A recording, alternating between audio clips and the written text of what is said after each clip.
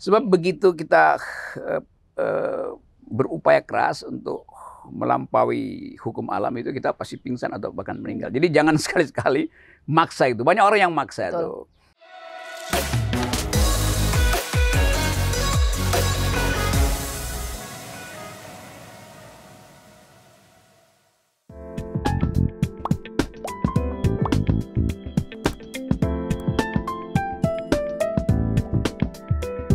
Halo G-Friends, nah udah lama nih nggak main ke rumah Bang Rocky Gerung. Biasalah suasananya di sini udah pasti enak banget, sejuk, banyak tanaman, dan pasti view-nya oke banget. Nah ini kita main lagi ke rumah Bang Rocky Gerung, biasalah. Ngobrol-ngobrol sama Bang Rocky Gerung dengan isu-isu terkini di Indonesia. Bang Rocky, apa kabar? Bang nggak pernah ngebosenin ya Bang ya main ke sini. Apa kabar Bang? Sehat Bang? Yang ngebosenin main di istana.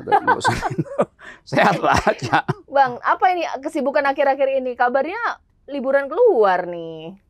Enggak tuh naik gunung kemarin tuh. Itu bukan liburan, itu istirahat. Kan tubuh kita itu diaktifkan oleh lingkungan. Kalau diaktifkan oleh Jakarta itu politik melulu kan tuh. Begitu mulai sore diaktifkan oleh isu. Jadi saya kabur ke Himalaya. Itu hal yang rutin saya lakukan. Setahun bisa 2 kali tuh ke wilayah-wilayah yang penuh harapan. Wah, berarti naik Gunung Himalaya nih ya. Wah, luar biasa nih G-Friends. Berapa hari di sana, Bang? 9 hari. Wah, itu kalau misalnya ada trip, misalnya mau ke Himalaya nih, direncanakan jauh-jauh hari atau mungkin udahlah, dadakan aja gitu.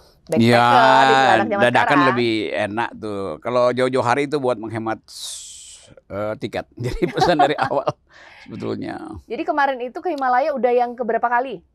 Mungkin ke berapa ya, 5, 6. Wah, sendiri apa sama teman sih Bang kayak gitu? Bergerombol, bergeng. Oh, ada koalisi pendaki gunung. Koalisi ya.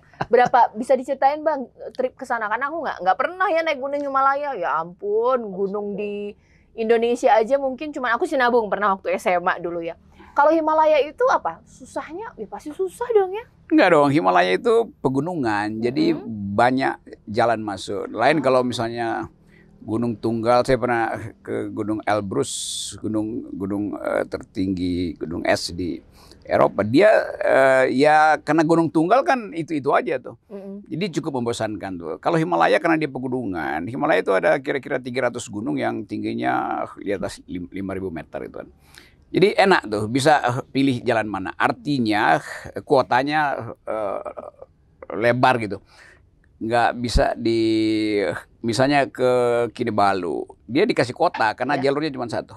Bang, aku nggak pernah ya ke Nepal itu naik gunung itu nggak kebayang ya. Karena untuk di Indonesia aja rasanya itu udah agak-agak takut. Karena pasti capek perjalanannya sampai kilometer.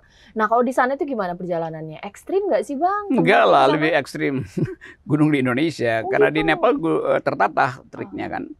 Kecuali ekspedisi ke puncak-puncak gunung ya itu memang berat, mesti orang sebut teknikal, mesti pakai alat bantu segala macam. Tapi kalau cuma naik sampai ketinggian 5.600, 5.800 itu masih enteng aja. Cuman masalahnya memang treknya panjang dan suhunya itu tiba-tiba ya -12 lah itu. -12. Ya. Karena ini kan pegunungan tuh, jadi kadang-kala gunungnya udah kelihatan tapi mesti muter dulu tuh. Kabut gitu? Kabut sering, kabut itu. Tapi lebih berbahaya kabut politik. Kalau misalnya mau naik gunung nih ke Himalaya, ke Nepal, ada persiapan khusus nggak sih? Biasanya kalau orang Indonesia tuh kalau mau naik gunung ekstrim kayak gitu, persiapannya harus bulan itu. Supaya nggak gagal di tengah jalan gitu loh. Ya kalau awal tuh karena saya udah berkali-kali ke situ, jadi ya udah tau lah standarnya, ya pakai backpack aja jadi. Kan nanti ada banyak rumah, ada tea house, ada tempat nginep sementara. Nah kalau ke ketinggian 5.000-an ya mesti bikin tenda sendiri kan. Tapi ya nggak usah maksa di tenda, cukup santai aja kayak turis aja kan lebih enak tuh. Ada yang beda mau kapan? Pengen dong, nanti kita janjian ya Bang ya. Ada yang beda nggak? Terakhir mungkin Abang ke sana sampai tadi kemarin ke sana lagi, ada perubahan nggak sih? Enggak, itu Nepal itu sepertinya udah selesai ya, pegunungan Nepal itu. Karena treknya udah ada, udah puluhan tahun kan. Tinggal fasilitas kayak internet. Kan mereka sekarang pakai power cell, pakai sel matahari itu. Dan itu memungkinkan kita bahkan sampai pos terakhir, misalnya ketinggian 4.500 masih ada sinyal tuh, karena ada fasilitas yang disediakan memang supaya turis itu betah. Kan nggak semua orang di situ buat ekspedisi, ada cuman jalan, mungkin seminggu dia jalan, 5 kali dia nginep di situ kan, sehingga dia mesti ada akses dengan internet. Oke Bang, sebenarnya kalau misalnya naik gunung itu keasikan apa sih yang Abang dapatkan dari naik gunung? Karena ini tempatnya juga udah enak, mungkin Abang juga orangnya sibuk. Ini gimana Bang? Naik gunung itu dua hal. Satu sebetulnya buat menguji emosi kita. Tapi kalau berkali-kali naik gunung ya udah emosi udah kita tahu kan bagaimana mengatasi emosi. Kalau tiba-tiba suhu turun, nggak usah panik itu. Kalau kabut tiba-tiba jalannya ketutup karena uap atau tiba-tiba di depan ada avalanche itu, tiba-tiba esnya jatuh, tenang aja kan. Karena itu gejala alam yang biasa tuh. Yang kedua adalah nguji tubuh sebetulnya. Nah, nguji tubuh itu sama seperti kita rutin check up, daripada check up kesehatan gitu ya. Iya, itu jutaan rupiah, yang mending naik gunung kan langsung ketahuan, oh paru-paru bagus, jantung bagus tuh, otak bagus. Enak nih sambil ngeteh nih, G-Friends. Bang, ini teh dari Nepal nih, namanya Masalati. Pantesan enak banget, beda ya sama teh dari sini. Iya. Bang, sebenarnya pernah nggak Abang kalau naik gunung gagal sampai puncak? Mungkin, udah capek banget nih, nggak bisa nerusin, setengah jalan aja. Belum pernah gitu ya, tapi kalau tim kan mesti saling bantu kan. Jadi kalau saya misalnya gagal, timnya mesti gagal.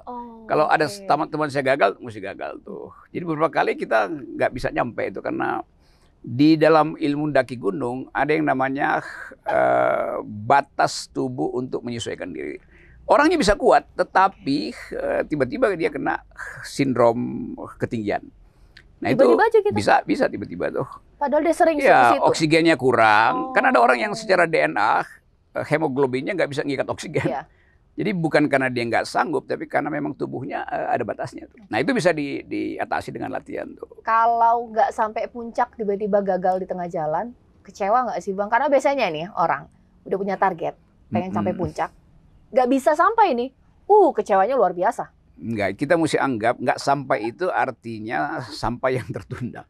Sebab begitu kita berupaya keras untuk melampaui hukum alam itu, kita pasti pingsan atau bahkan meninggal. Jadi jangan sekali-sekali maksa itu. Banyak orang yang maksa itu. Dan tubuh kita kan diatur sedemikian rupa supaya dia fit and proper dengan alam. Jadi misalnya itu tinggal 200 meter puncaknya itu. Maksa itu. Memang di dalam hitungan biasa itu ya 200 meter ya paling 2-3 jam gitu. Kalau dia matematis ya. Puncak es, iya. Tetapi kita mesti hitung oksigen kita itu sebetulnya kalau kita naik lagi 10 meter itu daya serap hemoglobin turun. Apalagi kalau 200 meter. Jadi mesti istirahat sebetulnya tuh. Dan nggak usah kecewa. Karena nggak boleh orang menganggap itu target terakhir. Target itu setibanya aja kan. Kita misalnya mau ketinggian 5.000, 6.000, nyampenya cuma ya 5.500, ya udah di situ aja kan. Nah, ilmu naik gunung itu kalau kita nyampe misalnya di 5.000, kita mesti turun kira-kira 100 meter itu untuk tidur. Jangan tidur di tempat begitu kita tiba. Iya. Karena tubuh belum adaptasi, jadi turun sedikit, naik lagi tuh. Bang, tapi filosofi kayak gini itu mungkin nggak semua orang punya pemahaman yang sama. Karena banyak orang yang mengejar umurnya untuk capai puncak karir atau juga popularitasnya. Jadi udah jadi pimpinan perusahaan udah dapat, jadi menteri udah dapat, masih kurang nih. Mau jadi orang nomor 1 atau juga orang nomor 2. Salah nggak kalau gitu? Ya mau jadi 3 periode misalnya, mau perpanjang waktu memerintah, itu buruk tuh. Karena dia memaksakan sesuatu yang merupakan hak orang lain gitu. Kan begitu kan. Jadi kalau misalnya bos itu nggak mau diganti-ganti, ya artinya orang lain dia anggap nggak berhak atau jadi itu nggak boleh tuh. Naik gunung juga begitu. Kalau kita gantian tuh, yang paling lemah sebetulnya dia yang mesti lead. Jadi kita ikuti langkah dari sahabat grup kita yang jalan yang paling lemah tuh. Supaya kita nggak arogan kan. Jadi beri kesempatan mereka yang tertinggal justru untuk jalan duluan kan. Etikanya begitu, filosofinya begitu. Kalau Bang Rocky philosophy of walking punya gitu. Puncak target atau puncak karir Bang Rocky pengen kecapai nggak sih? Ada nggak sih? Nggak punya karena setiap hari saya udah capek kan. Oke, Bang, karena kayaknya suasana rumah Bang Rocky ini agak ada yang beda ini. Boleh nanti aku diajak main ya, Bang ya? Kita ke sana ya. Kayaknya itu bagus. Tetap bersama kami ya, Oke. Cifriends. Semua Udah tempat di tuh sini jalan-jalan menarik. sama Bang Rocky. Masih, tapi masyarakatnya sendiri istilah psikologinya letargi. Letargi artinya capek tapi nggak tahu mau bikin apa-apa. Malas gitu.